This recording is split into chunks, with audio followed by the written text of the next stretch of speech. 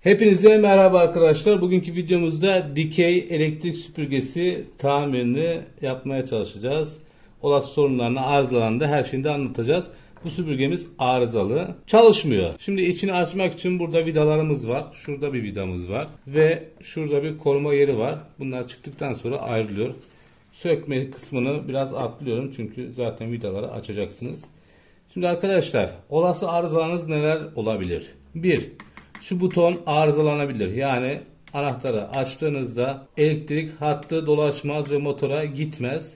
Buton arızası olabilir. Ancak elektrik süpürgelerinde genelde şu kablo kısmında arıza oluyor. Yani bu kablo kısmı bir şekilde kopuyor, zedeleniyor ve burada problem oluyor. İlk olarak buraları kontrol etmenizi tavsiye ederim ki bizim süpürgemizde de muhtemelen arıza bu hatta.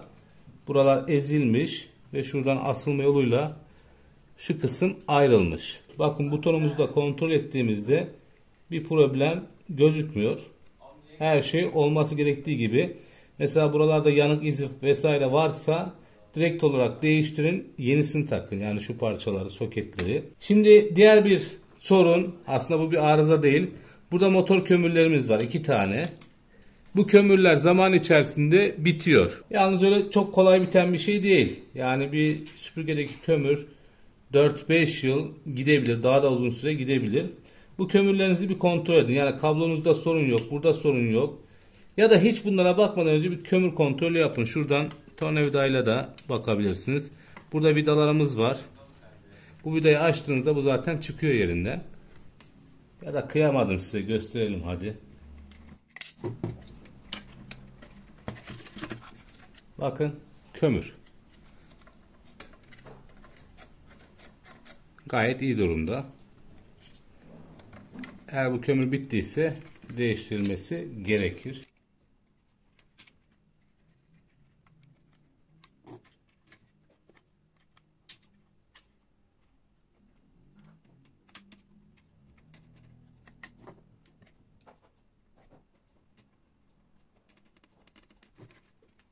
Şu pervanenin iç kısmında kontrol edin. Buraya da bazen cam kırıkları, ip vesaire takılabiliyor.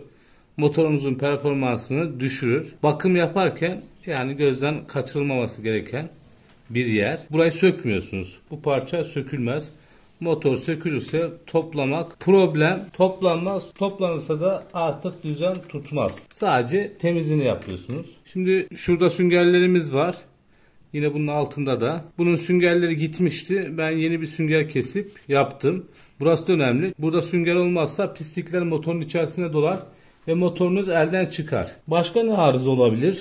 Bu kondansatörde bir şişme, patlama, yanmış olma durumu varsa zaten gözle görürsünüz. Bunda sorun olabilir. Bu değiştirilir. Zaten her şeyi meydanda kontrol edecek. Şimdi genelde dediğim gibi elektrik arızası oluyor. Mesela elektrik arızası ya da kabloda kopukluk olduğunu ortaya koyabilmemiz için test etmemiz lazım. Şu hatta ben bir sorun olduğunu düşünüyorum. Fakat elle yokluyorum. Siz de yoklayabilirsiniz. Bazen, çoğu zaman ve kabloyu elle yokladığınızda kopuk yeri anlayabiliyorsunuz. Şimdi bir test edelim.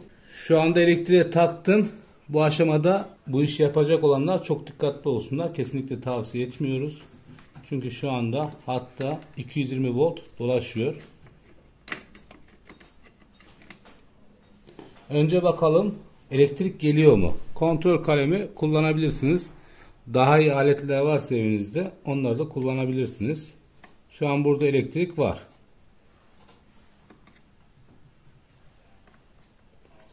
Çıkışta yok. Olmaması gayet normal. Alta bakalım. Burada yok. Şimdi şöyle bir sıkıntı var. Kabloda kopukluk varsa, mesela şu anda hatta elektrik geliyor. Motoru çalıştırdığınızda bu motor bir anda yerinden zıplar. Çünkü şu an boşta. Kuvvetli bir motor. O yüzden dikkatli olmak lazım. Yani üstünü kapatıp denemek lazım. Ben şimdi şöyle bir kapatıp deneyeceğim. Bakalım düğmemiz çalışacak mı?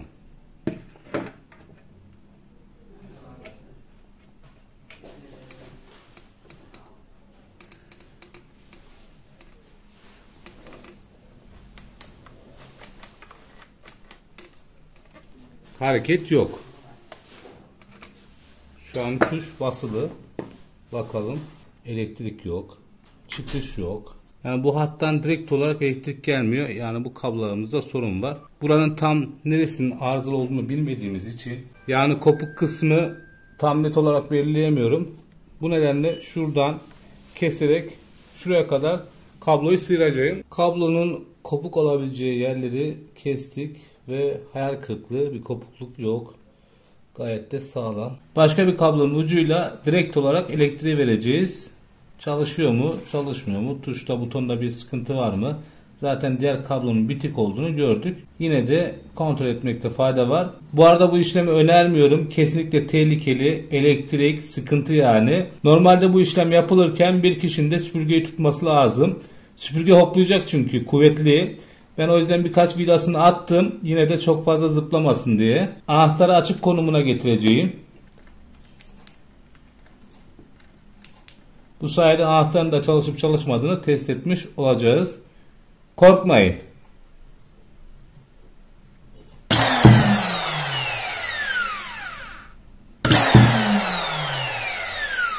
Çalışıyor mu? Çalışıyor. Kablo değişince süpürgemiz ayağa kalkacak. Kablosu değişecek, toplanacak, kaldırılacak, bu kadar. Orman kanunlarıyla yaptık. Biz de alet edevat bularak, ki var elimizde birçoğu, tek tek ölçüp biçip, bunun burasında elektrik az, 220 volt gelmiyor vesaire diyerek tamiri yaparız ama herkesin evinde multimetre, avometre, akım ölçer vesaire gibi cihazlar yok. Motor arızalıysa, yani motor tamir edilmiyor. Zaten sökmesi ayrı bir dert. Sökerken parçalamamak neredeyse imkansız, ki sökseniz de içerisinde rulman var. Rulmanlar dağıldıysa çöp. Rotör yataylıysa çöp. Olmaz yani, motor değişiyor. Var mı? Var. Pahalı mı? Pahalı biraz. 500 ile 1500 TL aralarında değişiyor. Motor değiştirilince süpürge tekrar ayağa kalkar, çalışmaya devam eder. Videoma son veriyorum. Umarım az tehlikeli, faydalı bir video olmuştur. YouTube kanalımıza abone olarak destek verirseniz sevinirim. Başka bir videomuzda görüşmek üzere. Hepinize sağlıklı, mutlu, güzel günler dilerim. Hoşçakalın. Yani yeni bir kablo bulduk. Bununla çalışıyor mu? Direkt olarak vereceğiz. Zaten diğer kablo çalışmıyordu. Evde denemeyin. Bakın, sakın yapmayın. Bu işler ters, yanlış işler. Yapmayın yani.